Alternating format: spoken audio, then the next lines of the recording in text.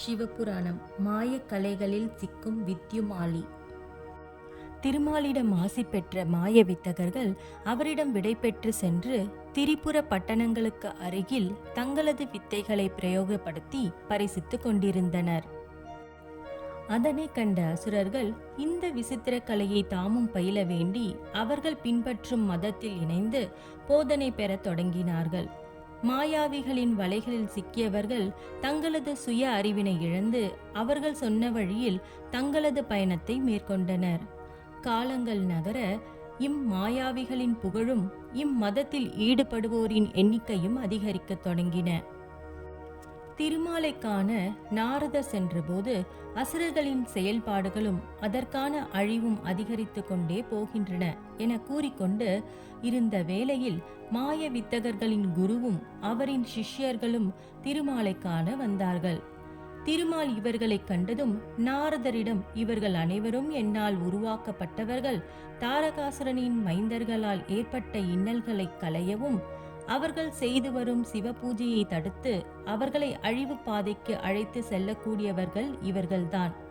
ஆகவே இவர்களுடன் இணைந்து இவர்களுக்கு தேவையான உதவிகளை செய்து தருவாயாக என்று கூறினார் திருமால்.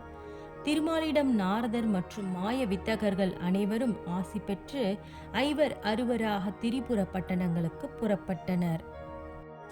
நாரதர் திரிபுர பட்டணங்களில் முதலில் வித்யுமாலியின் பட்டணத்திற்கு அழைத்து சென்றார்.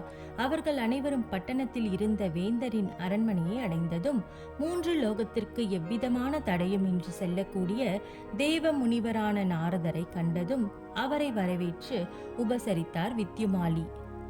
எந்த விதமான செயலுமின்றி தாங்கள் இவ்வளவு தூரம் என்னுடைய பட்டணத்தை அடைந்த காரணத்தை நான் அறியலாமா?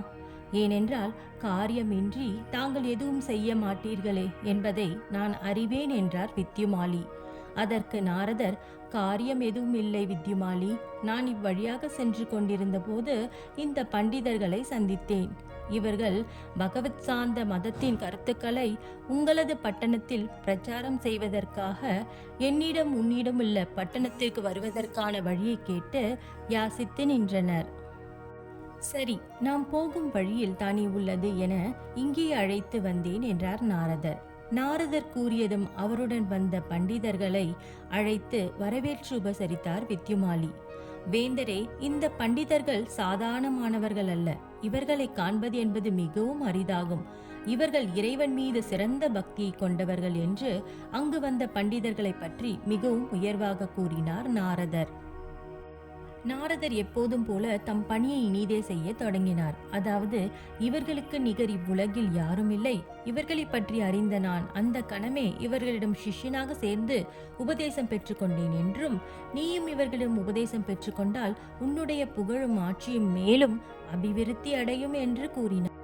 செய்த கர்ம வினையானது செயல்பட தொடங்கிய காரணத்தால் தேவ முனிவரான நாரதர் கூறிய கூற்றில் இருந்த உண்மையை உணர முடியாமல் பேராசை கொண்டு எதையும் சிந்திக்க இயலாமல் அங்கு வந்த மாய கலைகளில் வித்தகர்களான பண்டிதர்களிடம் உபதேசம் பெற வேண்டி நின்றான் வித்யுமாலி.